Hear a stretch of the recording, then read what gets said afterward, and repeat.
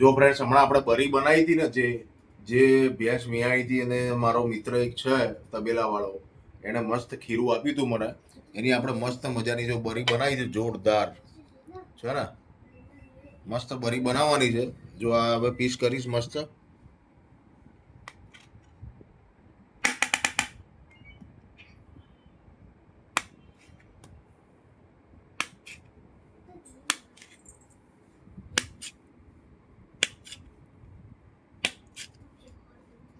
આ પનીર નથી, બરી છે, બરી ભાઈ.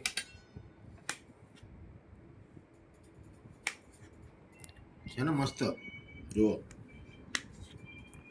ટેસ્ટ કરીને બતાવો. મસ્ત. જુઓ બાર ઈંડાની બરી ખાવા કરતા ભેંસ વિયાય ને એટલે એને ખીરાની મસ્ત ઘરે બરી બનાવવાની.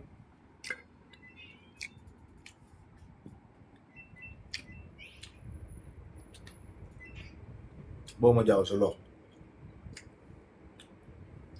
રેસીપી બધી આપેલી જ છે મેં.